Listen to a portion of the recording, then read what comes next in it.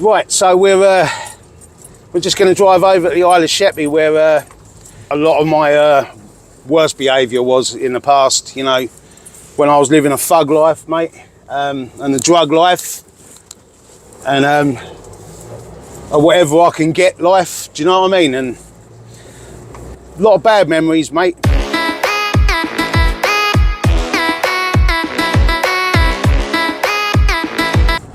We'll go to a couple of different destinations. One of them was probably in my darker times, and one of them was in my lighter times. I've known God for a long time.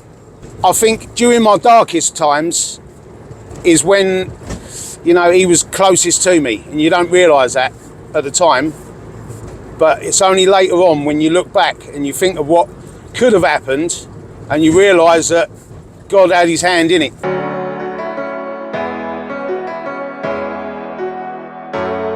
No, I got arrested many a times by the police and put in a cell overnight, but they could never find the evidence on me, mate. That's what I'm saying. I weren't just a thug.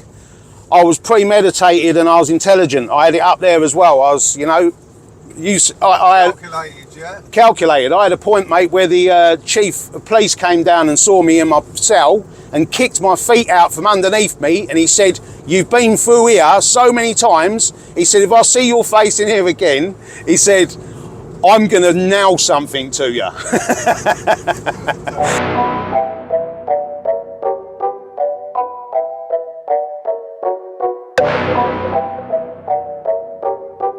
Police have a problem with you back in the day, then? Big time. They wanted my blood because I'd been in trouble so many times, and they just couldn't nail no evidence to me. And they tried to frame me for a stabbing, which I didn't do, but I was naughty. I was out there doing certain things, smashing people up with sledgehammer and all that kind of stuff. I've been a bit naughty in the past, mate, and yeah, regrets. I got regrets. Listen, you know. I just want to say, this man, yeah, has been through life. Yeah, he's not been dragged up. He's been towed up on the back of a transit. Yeah, right. He's been ruthless, but he's a changed man now. He's the most amazing, wonderful man that you would ever want to be around. Yeah, the presence of God on this man, yeah, is unreal, mate. Yeah, but he's sincere, he's loving, he's kind, he'll commit to you, he'll help you. But the reality is, he wasn't always that man. Yeah, right. The reality is, he got caught up in some mad stuff. Yeah, right, which led him in a dark hole. Yeah, and we're here today to tell his story, to say, look, listen, there is a way out. If you are in a situation, yeah, there is a way out. What was this estate? This is Lapwing Close. Lapwing Close. Up Minster on the Isle of Sheppey. Yeah, so how old was you when you got brought up on here? I must have been in my 20s, mate. About 27, 28, and then into my 30s as well. I had no respect for the law. I didn't have much respect for anyone, to be honest with you. I was just like very thuggish, you know. Life destroying, mate, when I think about how I was to who I am now. So who are you now then?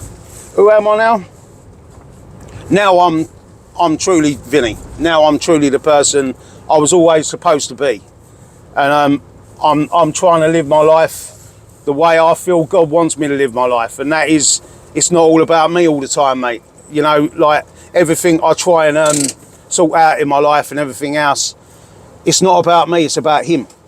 I mean, we've just entered Lapwing Close now. I mean, you know, I'm not going to mention no names of people I used to hang around with. My mum used to live over there. My sister used to live across the road. But, you know, everyone thought that my nephews was my brothers because we used to hang around together and do drugs together and, you know, party hard and all that kind of stuff. And then we ended up, you know, quite thuggish, really. I remember a certain individual went round to my dad's place once and tried to steal my dad's van off him. My dad had a stroke, you know, he was quite a weak man by then. And, you know, so this guy had gone round there and he beat my dad black and blue. And when I saw my dad, you can imagine, I hit the roof, I just went mental. I phoned up my brother, got one of my nephews with me. We went in every pub looking for this geezer, and I found out where he lived. We went round this fella's house, I smashed all his door in, went in there, destroyed their flat completely, and I even left them a note saying that the Deadmans are coming for you. because I was that angry. I was just so angry. He had locked himself in the toilet and he fell a couple of stories out the window to get away from me because I think he knew I was going to kill him. So, but I was ready to kill him that day. And I think if I'd have got my hands on him, I'd probably be doing time now. But, you know, thank God that, you know, these things happen. Like, that's what you realise. You know, even in them moments when I was full of rage and full of anger and doing all these wrong things, you know, God has a part in that. He pulls you away from certain things. He can make scenarios change, you know. Now you've come through that and out the other side, what lessons did you learn in that place? There must be lessons that we can extract and put to our toolbox to be better and to know what not to do. I think it's the mentality as well. It's like, you know, as I say before, you're very selfish when you're in the world. When you've got no knowledge of God and how He is, then you don't think that God's there, and you're left to your own devices. You know, I think, you know, that's why it's the most important thing, coming to know who God really is, because that's when you start to, your eyes open. He pulls these scales off your eyes. And like I said, you know, when I was living as a criminal, I was only ever seeing things in 2D. And like from the moment I really pushed myself into God and I realised who He was, I started seeing things in 4D. And I'd been on drugs for so long, everything was black and white, mate. And I remember the first time I went and sat on this train station, and it's something as simple as this. Some middle-aged woman walked past me and she had a dear little baby on her arms like that. And as she walked past, the little baby was looking at me. And I felt all this love just flood into me, mate, because I was looking at the bond between a mother and her baby. And that's when I started changing and started seeing life in colour again, you know. It felt like I'd lived my life in 2D. And from the moment I really met God and really made that decision and got baptised to follow Him and everything else, I started living my life in 4D, mate. He makes you see things that are so much more meaningful. That's when you start to see life in 4D. And then you start to consider other people before yourself. What you get from that is meaning, because we're all looking for meaning in our lives. We all want our lives to mean something. Without knowing God, there's not any meaning in life. It's the most important relationship you can have in your whole life, when you get to know who He is. Just that's when you start noticing them little things that are beautiful, you know. Like God says, focus on anything that's true, anything that's good, anything that's pure, anything that's worthy of praise, anything that's noble. Focus on these things and I'll be with you, right? And that's what it is. It's like you've got to bend your mind from thinking on the savage side, on the angry side, and the drug side, and the me side. You've got to, you know, you've got to filter your brain out from that and start going into the positive rather than the negative. When you start thinking on a positive level, positivity starts to emulate out of who you are, you know. I was coming along here when I was back in the day, mate, and I was driving a car, no licence, no tax, no MOT, no nothing, mate. And I had about 5 bods all in the car. I think I was drunk, and everyone with me was drunk. I was dealing drugs. I must have had about 1.5 ounces of weed, or no, solids down my trousers in a little pouch, and I had, like, I don't know, about 1/8 of puff in a little puff pot thing in my pocket. I had all my identification in my back pocket. I got pulled over by the police down there, and so these 3 old Bill got out of the car, and they dragged everyone out of my motor. They're saying, right, we're going to search you all and all this. And I remember, as I was talking to the police officer, I literally took my wallet out of my back pocket and threw it in the grass, so because I'd given them a fake name. Luckily for us, the police got pulled off on another job, so we got away with that.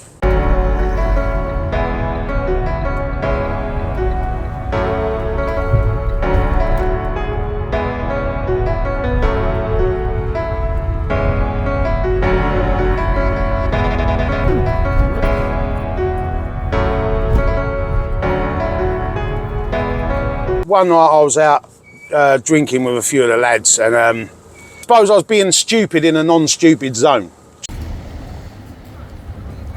Walked over to these lads and I was just mucking about, having a giggle. And one of the lads punched me in the side of the face and then they run. I remember throwing the ball down on the floor and I think I searched every pub through Sheerness trying to find them. Just in a rage, absolute rage. If I'd have got hold of that young boy that night, I think I would have put him in hospital. Yeah, that's the kind of stupid stuff you do when when you're in that life and it's like mob mentality, You end up getting in fights where there didn't even need to be a fight.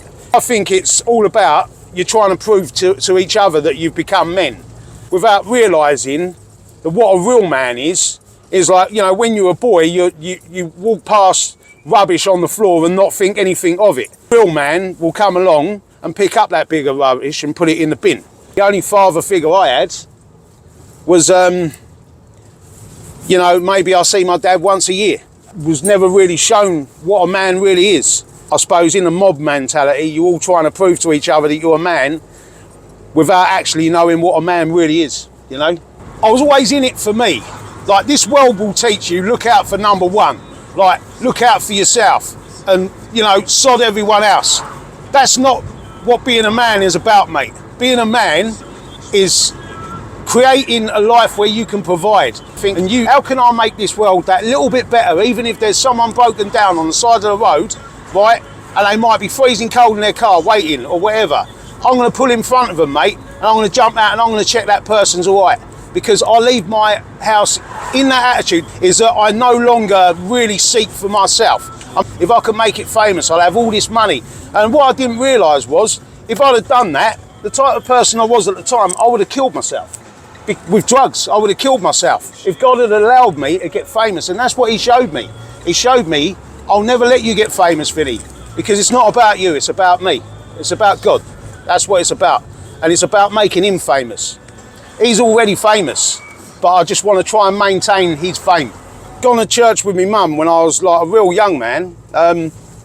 First met God when I was 5 years old, but I didn't really understand what took place. So obviously I grew up, and years later, my mum started preaching to me and all that kind of stuff. I remember telling my mum, I've had enough. I don't want to hear about God no more. I'm just sick of hearing it. I said, I'm going to come to your church with you and I'm going to prove to you that God ain't real. And, I went to my mum's church and God hit me like a ton of bricks, mate. Surrounded me with his presence. I went down on my knees, mate. As much as I do regret my past, I know I'm forgiven. So I can face my future without constantly looking in the rear view mirror, mate, because it's more important to see what's coming.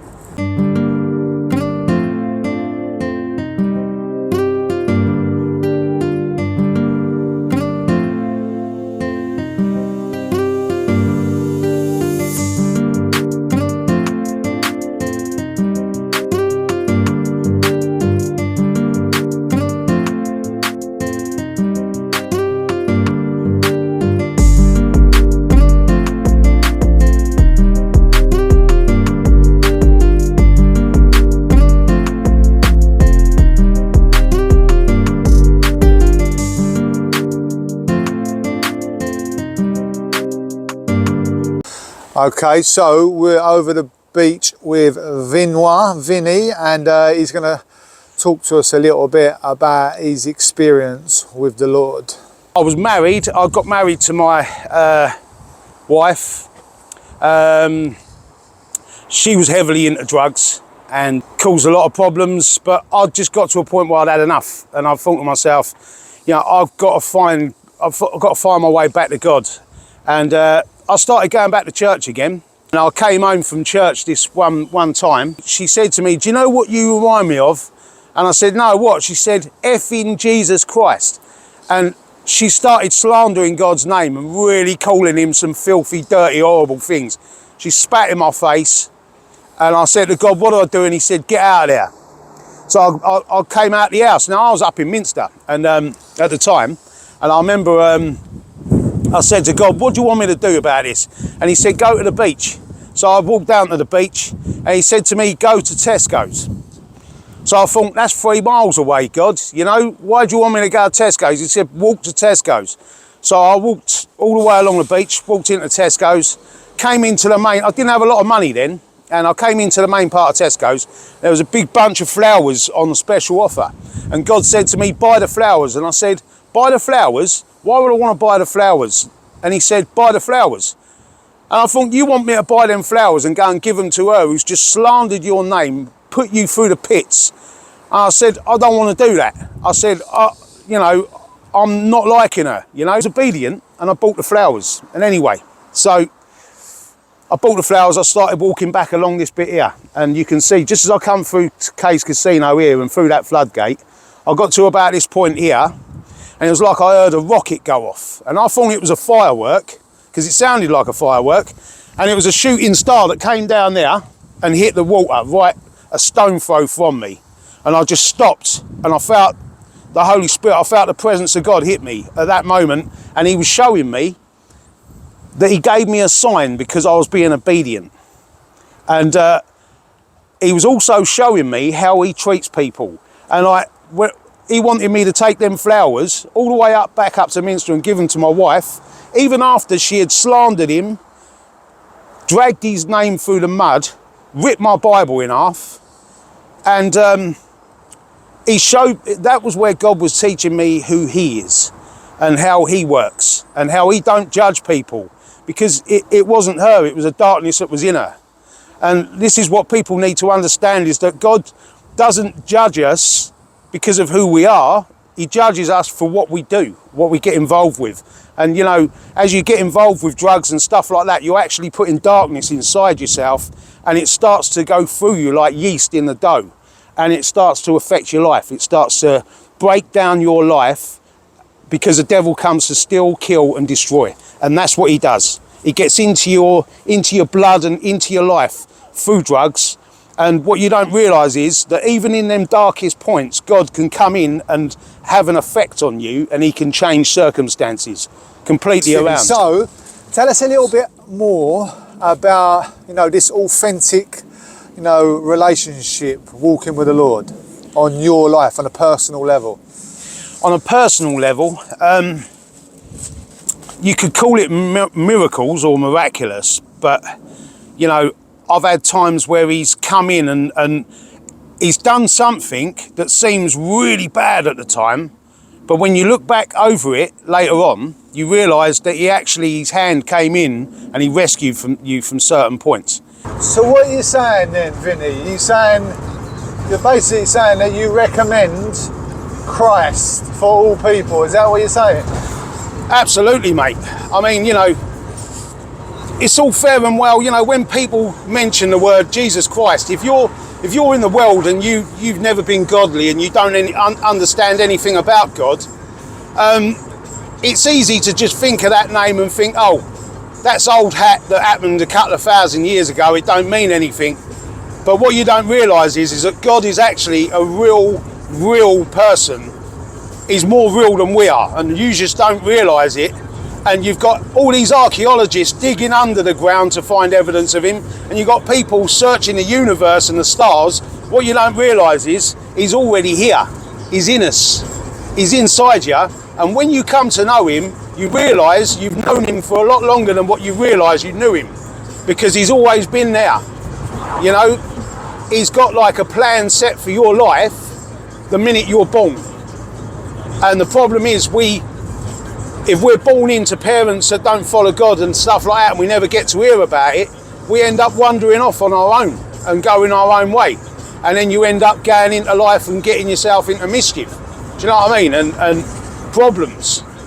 But, you know, coming to know him, he's like the ultimate father that shows you the ultimate way.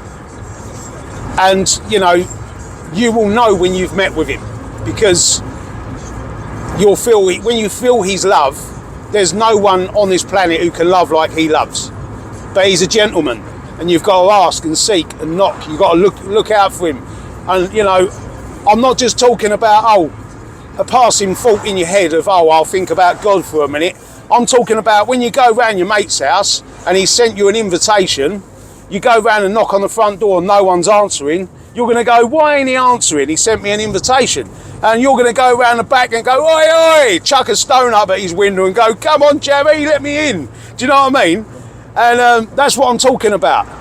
You got to seek after God like that. He sent you the invitation, and you've got to seek him properly. Not just cut the taps on the front door, oh, no one's answering, I'll walk off.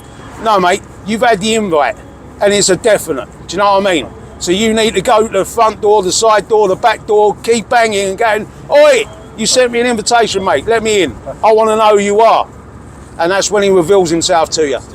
I think to summarise it up, I'd like people to see that it doesn't matter how far you find yourself from God in this life, no matter how much you don't believe in him, you never find an atheist on a sinking ship, because when you come to that moment and you know you're going to lose your life, you start to get in contact with the Creator. Don't leave it to that moment, mate. You wanna find him whilst the going's good. So he's got time to change you and show you who he is and change you from the inside out. No matter how dark you think you are or how far you away from God you feel that you are, you need to just remember this one thing. It only takes that one time to cry out to him, and his promise in the Bible is that he will be with you, he will come to you, and he will save you, mate. And that's what I'm saying to anyone out there, no matter how dark you feel like you are or what drugs you're taking. I've been there, mate. I've done crack cocaine, I've done GBL, I've done crystal meth I was on, mate. I brought myself down to 8 stone and nearly killed myself. God can turn you around from any situation, right? And when you see his power in your life and how he does it, he does nothing but blow your mind to pieces, mate.